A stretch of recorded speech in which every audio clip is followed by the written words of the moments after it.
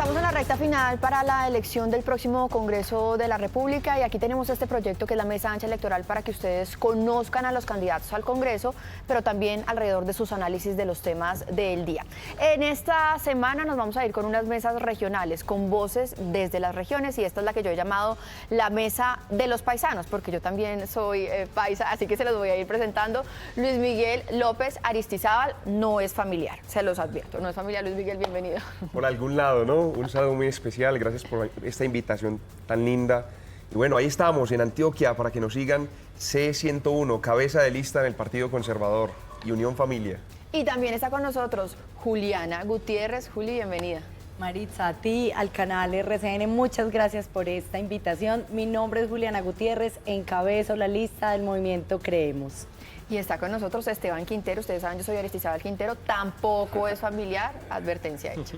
Esteban, bienvenido. Maritza, muchas gracias a ti por la invitación. Bueno, somos también orientales, del oriente antioqueño.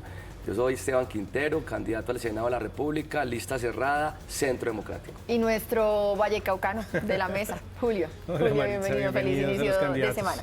Miren, definitivamente el tema que tenemos que tratar en este momento en la mesa ancha es un tema internacional.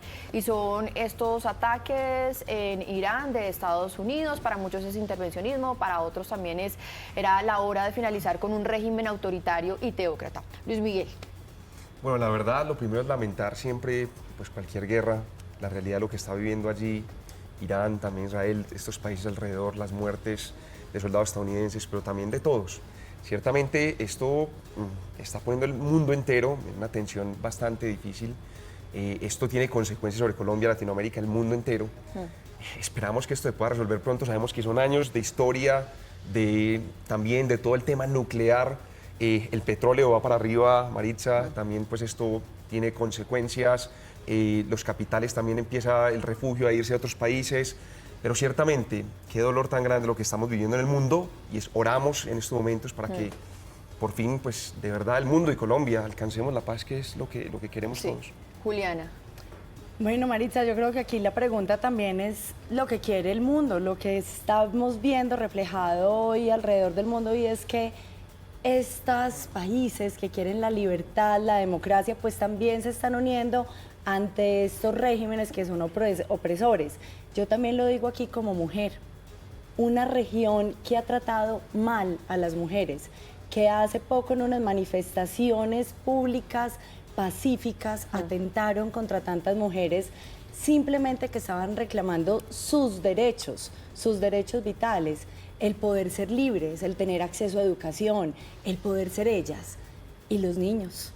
Mira, Maritza, aquí es increíble esos ataques que han habido. 158 niñas fallecidas en ese ataque. Es increíble ver esas imágenes del mundo, cómo vemos a estos papás desesperados buscando entre esos escombros a sus niños. Yo creo que aquí el mensaje, más de un apoyo a alguien, es lo que quiere el mundo entero, que sigamos siendo libres y en democracia. Sí, y además, muy a propósito de lo que acaba de decir Juliana, claro, ahorita estamos viendo también muchas manifestaciones a favor, digamos, del régimen de los ayatolas, pero no se nos puede olvidar que hubo cerca de 60.000 personas asesinadas en unas manifestaciones en contra de ese régimen, pero unas cifras que Irán maquilló, y allí existe en Irán la policía de la moral, en donde una de las víctimas de los últimos años, muy simbólica, fue Sasha Amini. Esteban. Bueno, yo creo que nosotros, por supuesto, tenemos que defender la vida de los seres humanos, pero tenemos que tener un mensaje contundente. Lo que pasa en Irán y lo que ha hecho Irán es precisamente lo que no debe pasar en pleno siglo XXI. ¿Cómo vamos nosotros a tolerar que estén reprimiendo a las mujeres? ¿Cómo vamos nosotros a tolerar que estén matando a las mujeres, a los niños? A activistas por el simple hecho de decir que las mujeres en pleno siglo XXI no lleven un velo. Entonces, yo estoy de acuerdo con que es hora de que estos regímenes totalitaristas se acaben, y por supuesto que estoy más de acuerdo con la petición que se le hace al gobierno nacional del presidente Gustavo Petro. ¿Qué hace Gustavo Petro defendiendo a un régimen autoritario como el de Irán? Por Dios, nunca se ha manifestado frente a lo que está pasando en el Catatumbo, en Antioquia, en Arauca, pero sí es demasiado responsable frente a la protección del régimen totalitario de Irán. Yo creo que es una reflexión que nos tenemos tenemos que hacer. Sí, quizás la manifestación del gobierno nacional es hacia la soberanía de los territorios, pero Julio, ¿hasta dónde va la soberanía y en qué momento es que puede intervenir la llamada comunidad internacional cuando hay un régimen represivo como el de Irán? Porque claramente es un régimen represivo con las mujeres y con los derechos de sus ciudadanos en general. No solamente represivo con sus ciudadanos, realmente el origen de estos ataques y de esta guerra que arranca no es, digamos, una misión humanitaria por parte de Netanyahu y Trump, digamos, no, ese no es el objetivo central. Lo que pasa es que Irán ha sido un financiador sistemático de grupos terroristas en Oriente Medio como Hamas y Hezbollah, pues que son enemigos de Israel, y adicionalmente pues está la posibilidad latente, no sabemos hasta qué punto ha llegado esa capacidad tecnológica, pero sabemos que la han estado desarrollando de operar armas nucleares dentro de misiles balísticos, lo cual es un riesgo, digamos, de desaparición para Israel, ¿no? Irán es un país extremadamente grande, muy complejo. Israel es chiquitico, muy concentrada en sus áreas urbanas, por lo tanto también es muy vulnerable a este tipo de ataques. Por lo tanto, es entendible que Israel, digamos, emprenda una campaña militar contra otro Estado que amenaza con acabarlo. La pregunta es por qué Trump ahora decide, digamos, ahora sí lanzarse al agua y apoyar a Netanyahu en esa cruzada militar. Puede ser que ellos tengan información sobre la capacidad ya muy cercana de desarrollo de esas armas nucleares, y esto, digamos, pondría en riesgo no solamente a la población de Irán, que es cierto, ha estado oprimida, subyugada, pero a la estabilidad del mundo. Entonces, esos son como las... Julio, para arrancar la ronda, así otra vez le quiero contrapreguntar a usted, porque también muchos dicen, listo, derrocó al líder máximo, al ayatolá Jomenei, pero ¿y cuál es el plan? ¿Y qué viene de ahora en adelante? Porque lo que hemos visto, sí, es cierto, es un régimen represivo, teocrático, pero ¿cuál es el plan? Porque lo que hemos visto es que se desató la guerra en Medio Oriente con amenazas sobre Europa y Estados Unidos. Pues el plan de Trump y Netanyahu, Maritza, no pasa tanto por invadir Irán, que sería extremadamente difícil por la vastedad del territorio, sino más bien por tratar de provocar una revolución o un golpe de Estado al interior de las Fuerzas Armadas de Irán. Hasta ahora ha atacado principalmente lo que allá se llama la Guardia Revolucionaria. Tienen, digamos, 2 ejércitos, ha atacado a la Guardia Revolucionaria. Parece ser que la idea es impulsar un golpe de Estado. El régimen de los ayatolás es muy impopular en Irán, se habla hasta 80% de impopularidad. Entonces la idea sería provocar, digamos, la caída del régimen desde adentro, sí, militar, ¿no? Y de las fuerzas militares, no de la Guardia Revolucionaria, que es, digamos, la facción más fundamentalista religiosa. Entonces, un poco esa misma ronda, entonces al revés, Esteban, ¿cuál es el plan? ¿Cuál podría ser realmente el plan para que haya ahora, digamos, un gobierno de transición o para que se instaure nuevamente la democracia en Irán? Bueno, yo creo que es lo que todos estamos preguntándonos, pero por supuesto que yo sí celebro lo que está haciendo Estados Unidos a nivel mundial. No solamente con Irán, mire lo que hizo con Venezuela, lo que está haciendo con Cuba. Nosotros, o por lo menos desde el Centro Democrático, Esteban Quintero, respalda profundamente estas actuaciones. ¿Y por qué la respalda? Porque es que estamos, además de que defendemos la soberanía, por supuesto, de los territorios, pero ¿qué se debe defender primero? Se debe defender primero los derechos humanos. Y los derechos humanos han sido violados sistemáticamente por todas estas tiranías y por todos estos regímenes autoritarios. Entonces, lo que creo yo es que es como mandarle un mensaje a la comunidad, pues, de Irán y a todas estas comunidades de que es el momento, el momento de su libertad, y por supuesto que yo creo que Estados Unidos le está yendo bastante bien ahí. Claro, ahora ahí también entra otra pregunta. ¿Es Estados Unidos el llamado a ser el policía del mundo y el que define cuáles son los regímenes que se caen y los que no? Julián. Vuelvo y lo digo, Maritza, que más que un apoyo a X o a Y persona, yo creo que es lo que quieren hoy los países en el mundo, y es vivir en libertad y que se respeten los derechos humanos.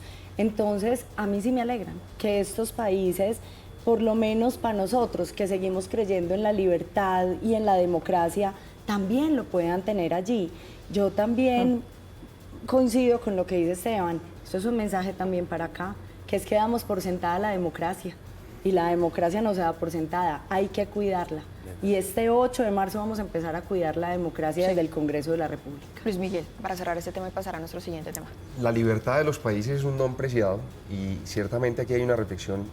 La comunidad internacional está siendo bastante exhortada en estos momentos, porque efectivamente tenemos una comunidad internacional que no actúa ante las tiranías, que no actúa ante las represiones que hay en los diferentes países. y obviamente llega a Estados Unidos a hacer una tarea. Y aquí lo que vimos en Venezuela, bueno, una cosa es lo que podemos pensar ahora que está pasando en la comunidad internacional, pero lo que sienten allá también los iraníes con el régimen que tienen, las marchas como uno ve también que tratan de hacer, pero la represión allí es terrible.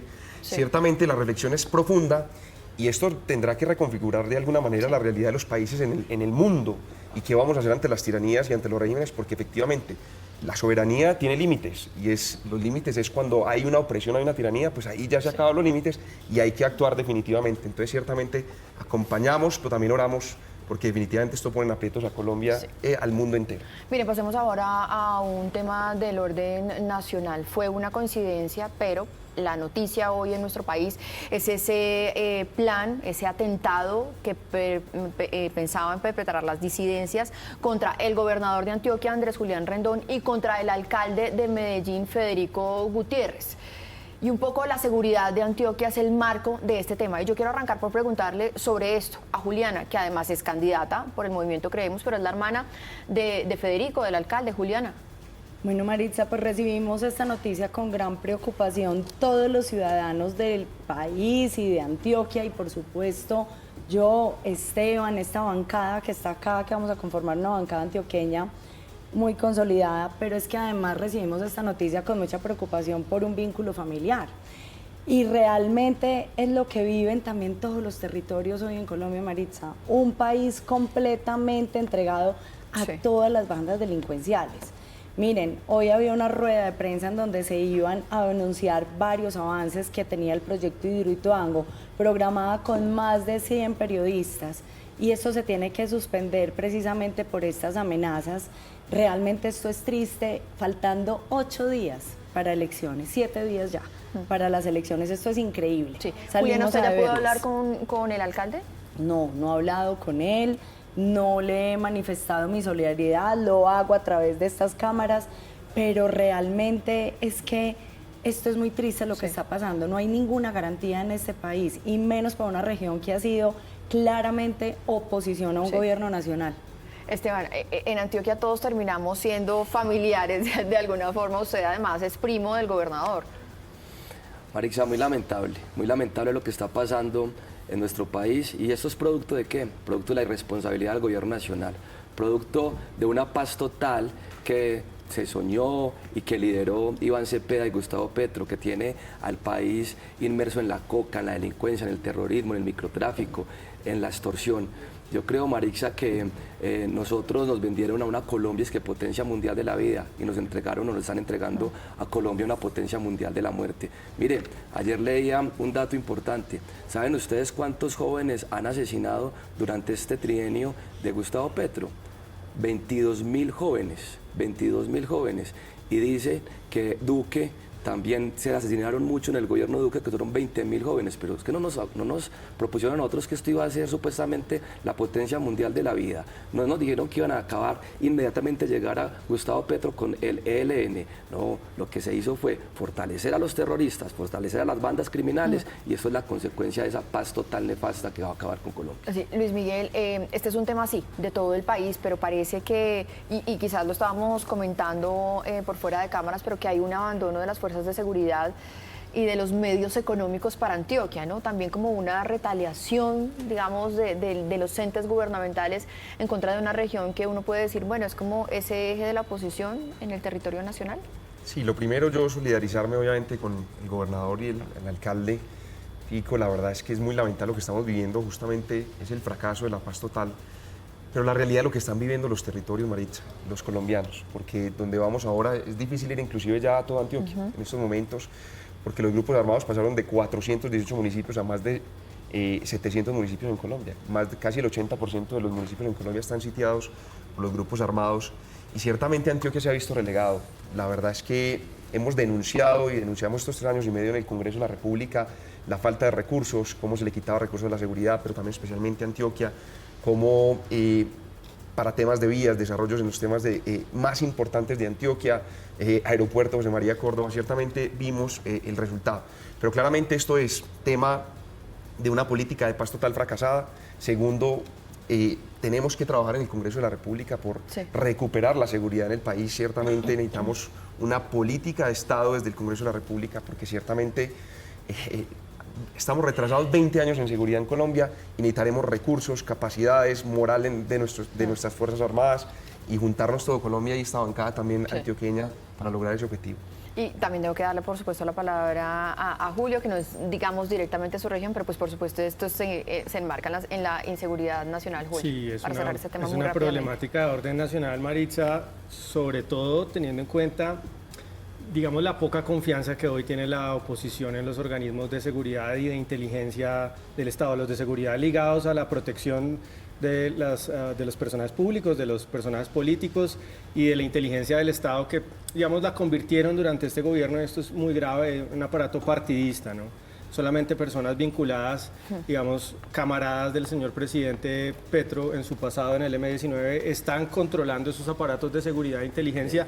Y eso, por supuesto, vamos a decir, no se trata de estigmatizar, pero sí se trata de preguntar por qué. ¿Por qué esos aparatos de inteligencia y de seguridad están en manos de los ex camaradas del señor presidente Petro? Sí. Y eso genera, claro que sí, desconfianza, temor en los políticos de la oposición. Miren, me quedan 20 segundos para cada uno de ustedes para que por favor le planteen a los televidentes, los que nos están viendo en este momento, sus propuestas para Antioquia. El mayor problema y sus propuestas para Antioquia, Luis Miguel. 20 segundos. Bueno, queremos sacar adelante el país desde Dios, desde la familia. La verdad es que queremos poner a Colombia en orden. Primero Dios, la familia, luego el trabajo, tenemos que recuperar la salud, por supuesto la seguridad. Ahí estamos para que nos acompañen desde el Movimiento Unión Familia y en Antioquia, C101. Dios les pague. Juliana, 20 segundos. Bueno, Maritza, yo quiero, en el marco de estas noticias que nosotros estamos viviendo, decirle a los colombianos que como bancada vamos a tener una propuesta desde el Congreso de la República y es trabajar por una ley que impida que alguien que haya hecho parte de algún grupo delincuencial sea electo popularmente y que mucho menos pueda gobernarnos. Entonces uno no puede permitir que hoy quienes legislen para nosotros sean los que han estado en contra de la Constitución. Y Esteban.